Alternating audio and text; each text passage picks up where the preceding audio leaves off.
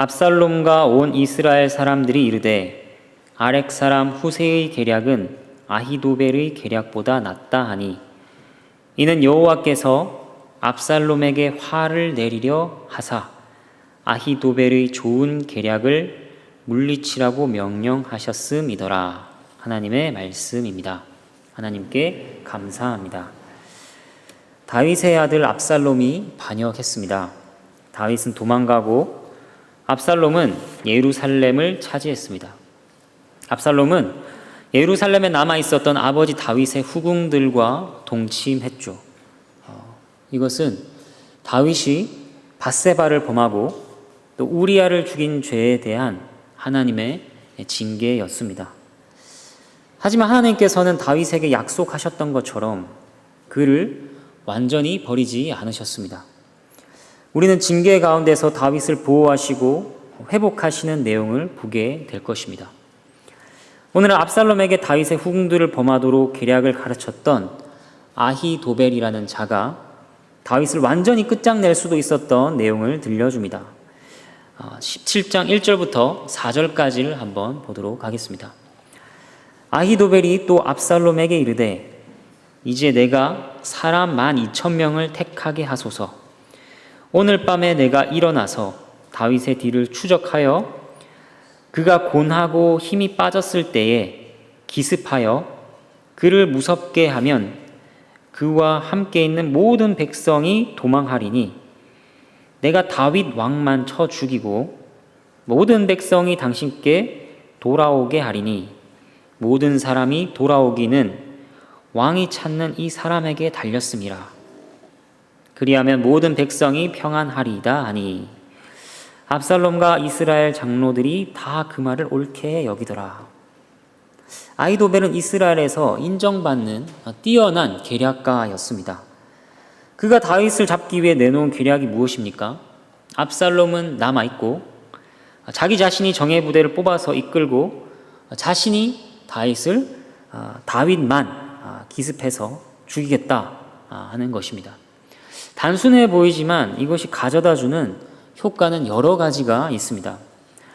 첫 번째는 압살롬이 자신의 아버지를 직접 치지 않아도 된다는 것입니다. 아무리 반역했다 하더라도 아버지를 치는 것은 압살롬 자신에게도 껄끄러운 일입니다. 거북한 일이죠. 또 이스라엘 백성이 보기에는 더더욱 좋지 않습니다.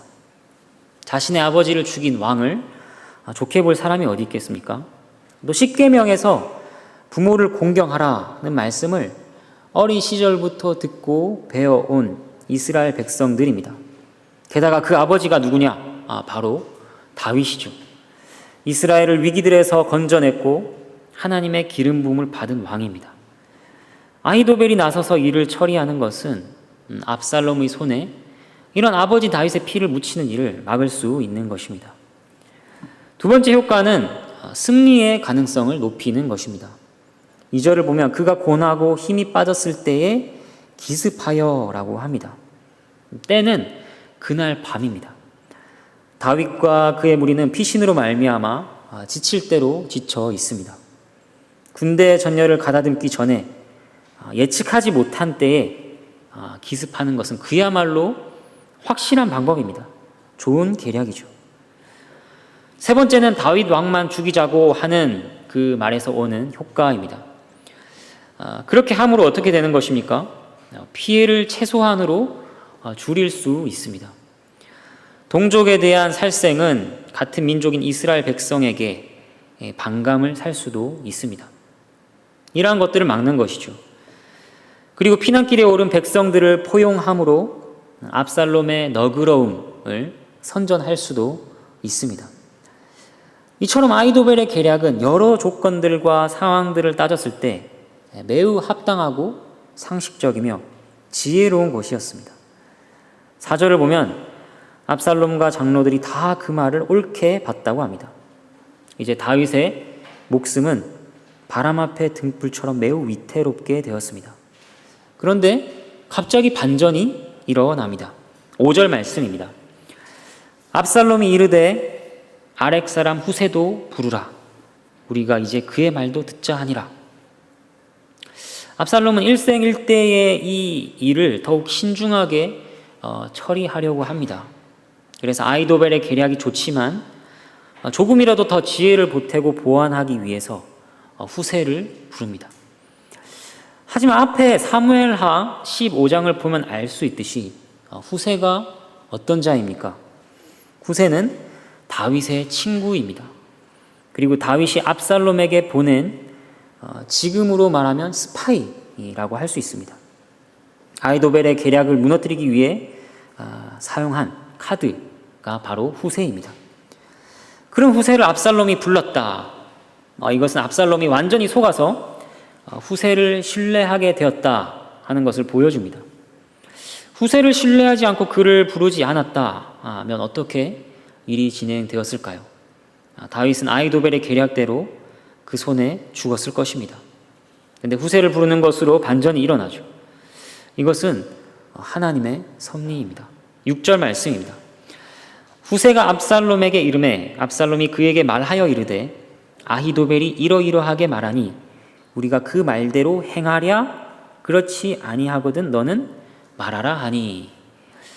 아히도벨이 압살롬에게 계략을 말할 때 후세는 그 자리에 있지 않았던 것으로 보입니다. 압살롬이 후세에게 아히도벨이 이러이러하게 말했다 알려주면서 조언을 구하고 있기 때문입니다. 이것도 매우 비상한 섭리 가운데 있는 일이라고 할 수 있습니다. 왜 그렇습니까? 압살롬은 아히도벨이 계략을 알리지 않고 그저 어떻게 하면 좋을지 후세에게 그 계략을 물어볼 수도 있었습니다. 그러면 후세는 아히도벨의 계략을 무너뜨릴 틈을 엿볼 수 없었겠죠. 하지만 압살롬이 먼저 아히도벨의 계략이 이러하다 후세에게 알려줍니다. 7절 말씀입니다. 후세가 압살롬에게 이르되 이번에는 아히도벨이 베푼 계략이 좋지 아니하니이다 하고. 후세는 아히도벨의 계략을 듣고 속으로 매우 놀랐을 것입니다.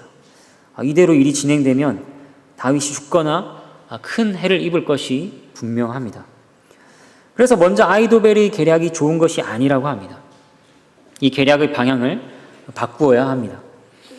아히도벨의 계략을 무너뜨리기 위해 후세는 말 속에 많은 기법과 장치들을 동원합니다. 먼저 후세가 이번에는 아히도벨이 계략이 좋지 않다고 합니다. 아히도벨은 항상 좋지 않습니다. 아히도벨은 원래 그렇게 똑똑한 자가 아닙니다. 이렇게 비난한다면 압살롬은 의심할 것입니다. 압살롬의 신뢰를 살 수 없습니다. 객관적인 평가가 아니기 때문이죠. 아히도벨은 이전에 다윗조차도 신뢰할 정도로 아끼는 모사였습니다. 그런데 이번에는 좋지 않다고 하면서 보통 다 좋지만 이번 계략에 문제가 있다고 합니다. 8절 말씀입니다. 또 후세가 말하되 왕도 아시거니와. 여기까지 보겠습니다. 우리가 상대방을 설득하기 위해 우리도 잘 사용하기도 하는 그런 표현입니다. 너도 알잖아. 아시잖아요. 알다시피. 상대가 공감할 만한 내용을 말하겠다는 것이죠. 그 뒤의 내용은 이렇습니다. 왕의 아버지와 그의 추종자들은 용사라. 그들은 들에 있는 곰이 새끼를 빼앗긴 것 같이 격분하였고 왕의 부치는 전쟁에 익숙한 사람인즉. 여기까지 보겠습니다. 용사다. 전쟁에 익숙하다. 압살롬도 알고 공감할 만한 내용입니다. 여기에 그 사이에 그들이 새끼 빼앗긴 곰같이 격분하였다 하는 말을 집어넣습니다. 이 말을 듣고 압살롬의 마음이 어땠을까요? 이 말은 압살롬으로 하여금 다윗과 그 무리를 더욱 경계하고 조심하게 했을 것입니다. 계속 이어서 보겠습니다. 백성과 함께 자지 아니하고 9절 말씀 지금 그가 어느 굴에나 어느 곳에 숨어 있으리니. 여기까지 보면 후세의 말은 이런 것입니다. 아히도벨은 그들을 쫓아가서 기습하자고 했죠. 하지만 후세의 말은 사울에게 다윗이 도망다닐 때 알지 않냐. 이미 그들은 은신에 있을 것이다. 기습은 통하지 않을 것이다. 라고 말하는 것입니다.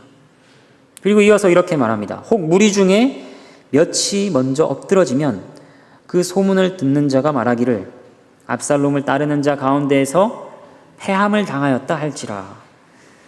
비록 그가 사자 같은 마음을 가진 용사의 아들일지라도 낙심하리니 이는 이스라엘 무리가 왕의 아버지는 영웅이요 그의 추종자들도 용사인 줄 알미니이다.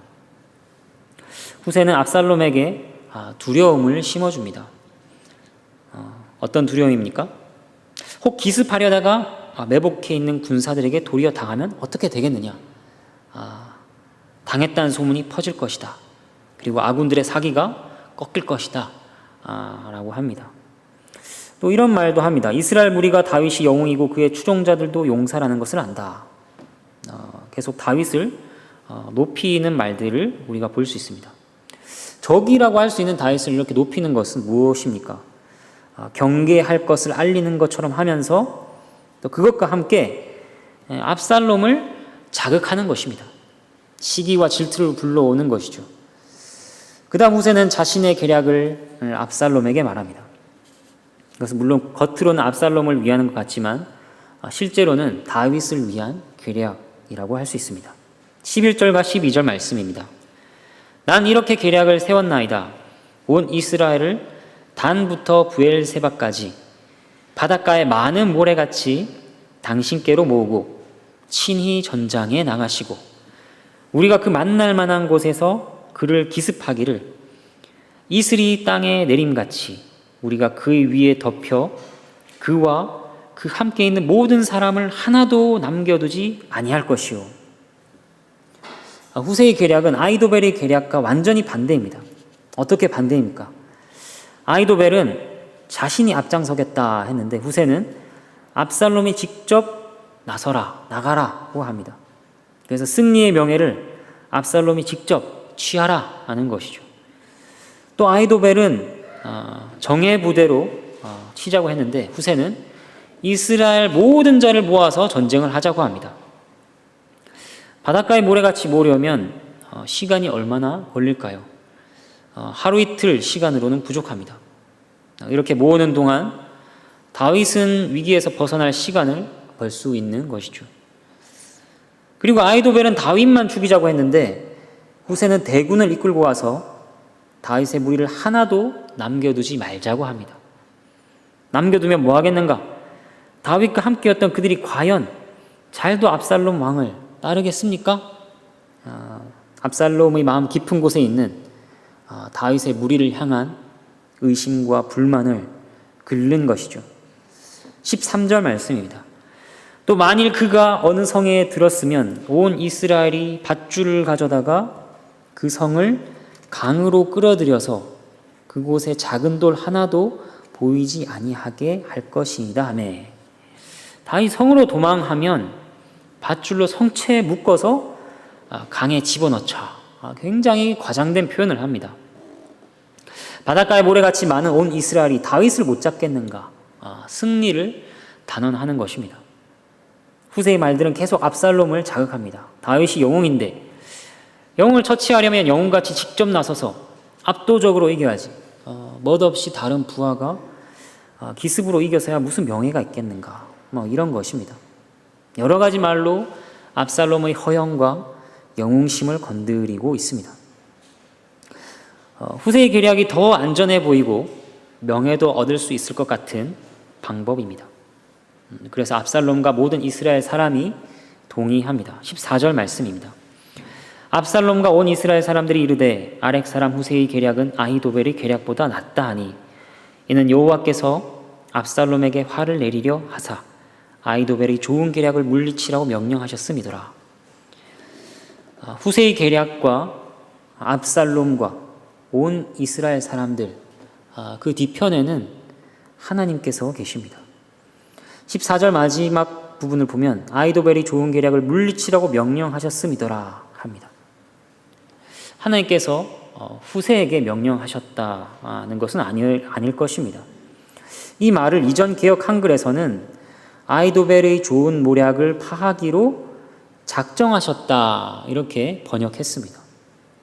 이것이 명령하셨다 하는 말의 신학적인 의미를 살려 더 잘 번역한 것으로 보입니다.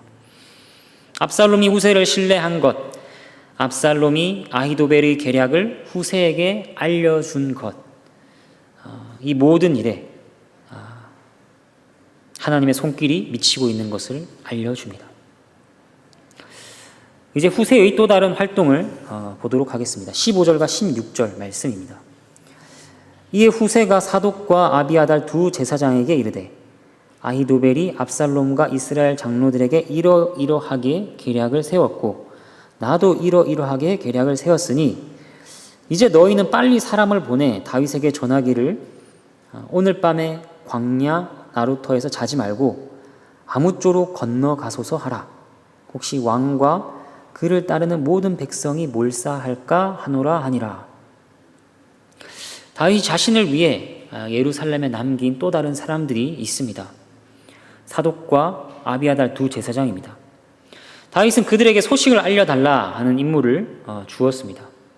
후세가 급하게 이 두 제사장에게 예루살렘의 상황을 전합니다. 그리고 말을 전합니다. 일이 어떻게 될지 모르니 다윗은 나루터에서 기다리지 말고 어서 건너가라 하는 것입니다. 이 말을 사독과 아비아달 제사장은 자신들의 아들들인 요나단과 아히마앗을 통해 다윗에게 전달합니다. 17절 말씀입니다. 그때 요나단과 아히마앗가 사람이 볼까 두려워하여 감히 성에 들어가지 못하고 에느로겔 가에 머물고 어떤 여종은 그들에게 나와서 말하고 그들은 가서 다윗 왕에게 알리더니 전해지는 순서가 이렇습니다. 후세가 두 제사장에게 전하고 두 제사장은 여종을 시켜서 두 아들에게 전달합니다. 두 아들은 성 바깥 에느로겔 가에서 기다리다가 그 말을 받아서 다윗에게 전하는 것입니다. 이 연결고리들에 조금이라도 문제가 생긴다고 한다면 일은 틀어지게 될 것입니다.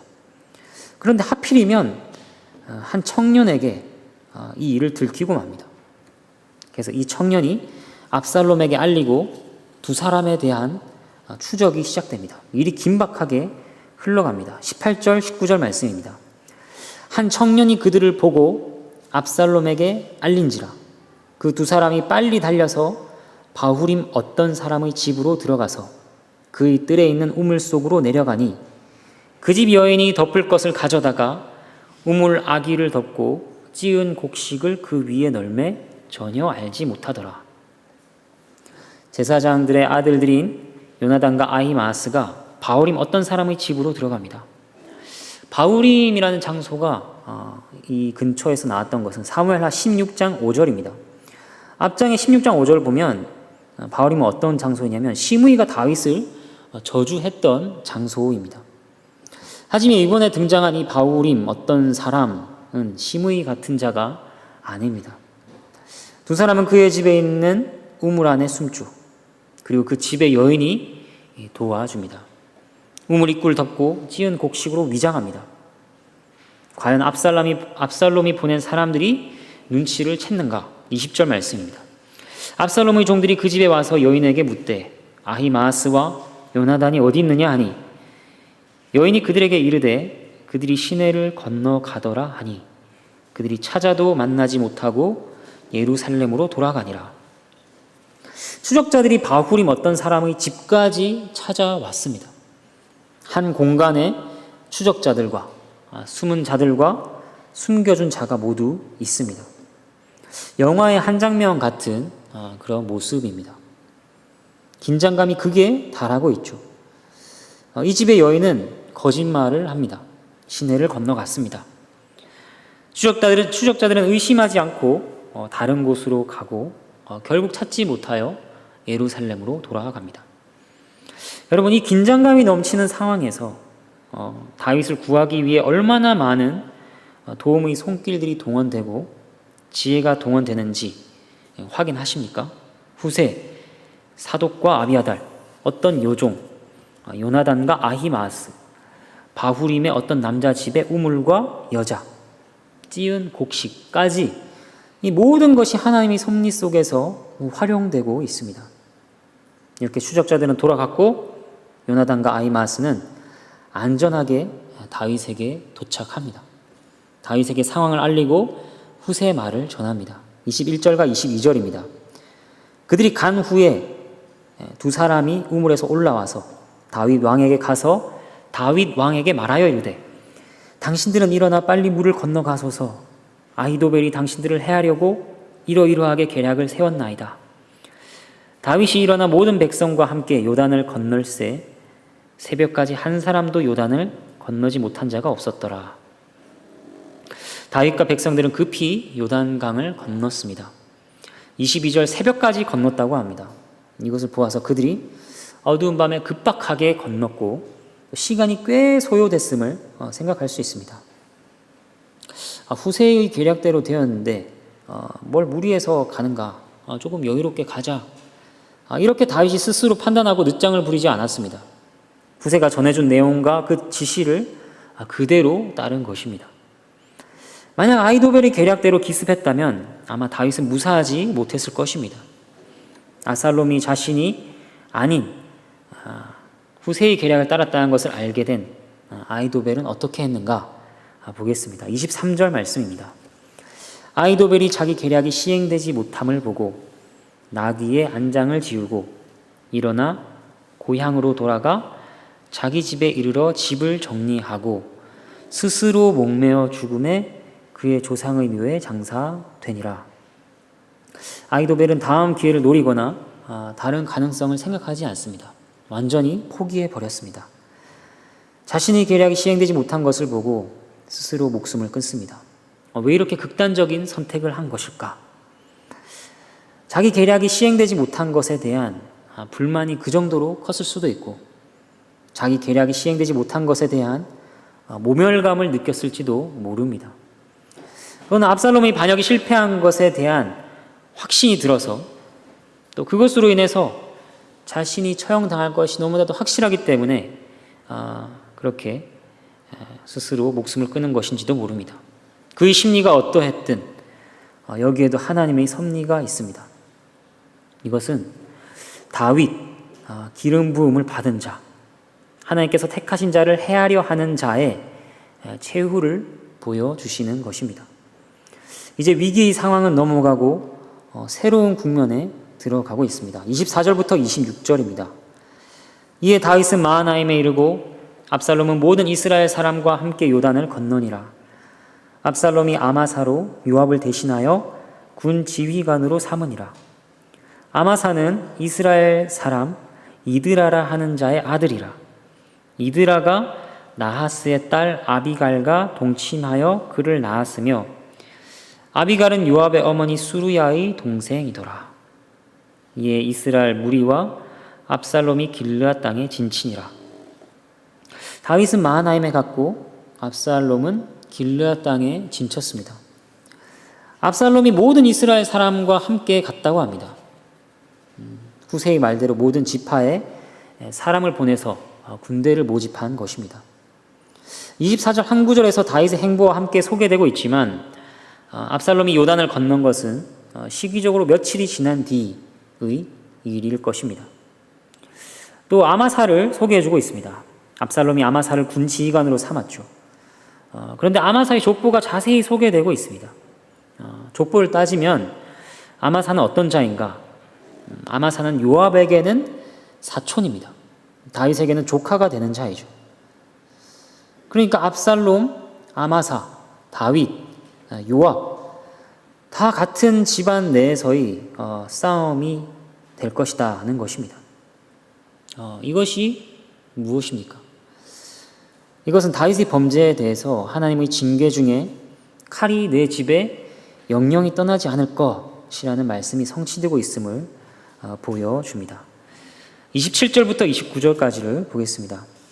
다윗이 마하나임에 이르렀을 때 암몬 족속에게 속한 라빠 사람 나하스의 아들 소비와 로데발 사람 암미엘의 아들 마길과 로글림 길르앗 사람 바르실레가 침상과 대야와 질그릇과 밀과 보리와 밀가루와 볶은 곡식과 콩과 팥과 볶은 녹두와 꿀과 버터와 양과 치즈를 가져다가 다윗과 그와 함께한 백성에게 먹게 하였으니 이는 그들 생각에 백성이 들에서 시장하고 고나고 목마르겠다 함이더라.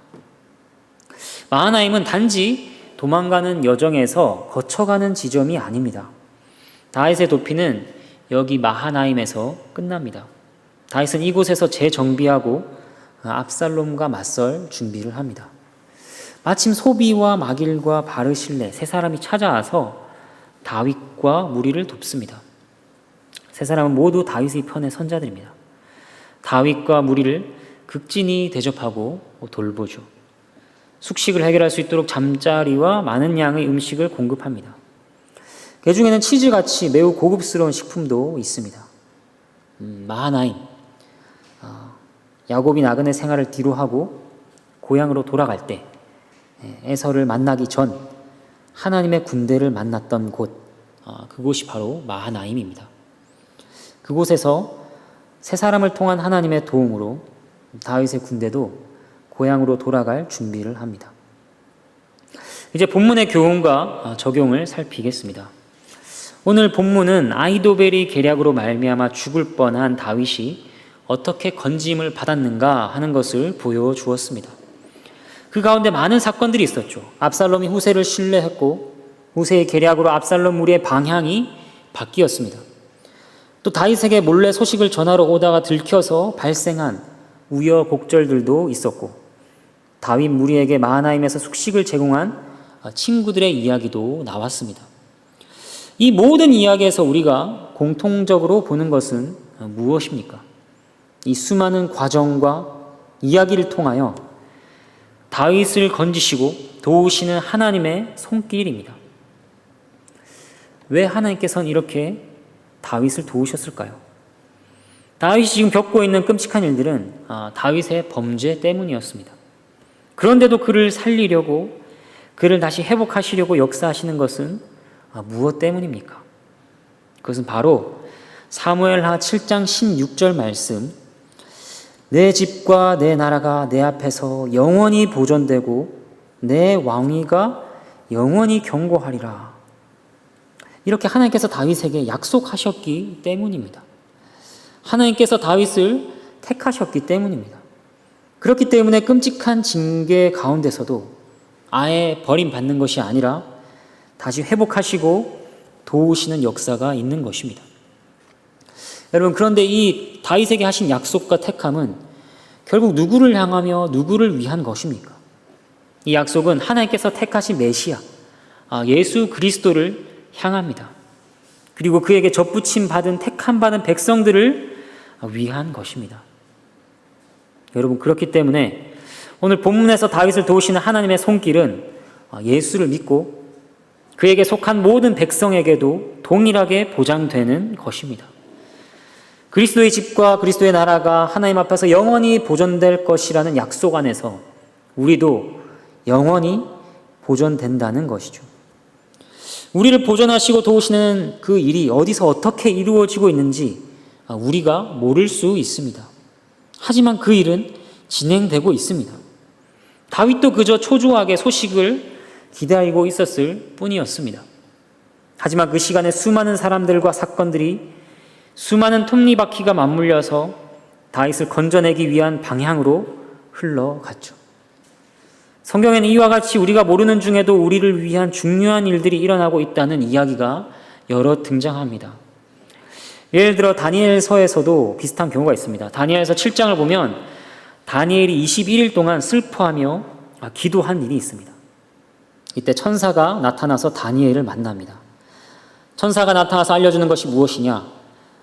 기도한 첫날부터 다니엘의 기도가 응답받았는데 악한 영의 방해로 늦게 오게 되었다고 하는 것이죠. 다니엘은 21일 동안 기도하면서 이런 일이 있었는지 전혀 몰랐습니다. 여러분, 이런 것입니다. 우리가 인지하지 못한 중에도 수많은 역사가 진행되고 있습니다. 우리를 구원하시고 도우시는 하나님의 손길이 일하고 있습니다. 우리도 모르는 중에 악한 영이 우리를 공격하고 방해하기도 합니다. 하지만 우리가 모르는 중에 하나님의 도우시는 손길이 우리를 붙들고 도우시는 것입니다. 그리고 결국은 어떻게 됩니까? 다윗이 건짐을 받은 것처럼 또 하나님의 천사가 다니엘에게 도착한 것처럼 결국은 하나님께서 영광을 받으시고 택한 자들을 건지시는 결과를 향해 가는 것입니다. 여러분, 하나님의 구원하시는 손길이 멈추지 않고 우리가 모르는 중에도 역사하고 있다는 이 사실을 안다면 우리의 신앙은 어떠해야겠습니까? 우리는 고난과 초조한 상황에서도 하나님을 신뢰할 수 있습니다. 또 하나님께서 우리를 버리신 것 같은 상황에서도 그를 의지할 수 있는 것입니다. 오늘 본문에서 다윗을 위해 은밀하게 도우시고 역사하셨던 하나님의 손길로 말미암아 모든 고통받는 주의 자녀들이 위로받게 되기를 바랍니다. 우리의 현재 모습이나 처지에 상관없이 믿음을 잃지 않도록 이 말씀으로 우리를 붙들어 주시기를 바랍니다. 시편 55편 22절 말씀, 내 짐을 여호와께 맡기라. 그가 너를 붙드시고 의인의 요동함을 영원히 허락하지 아니하시리로다. 아멘. 함께 찬양하겠습니다.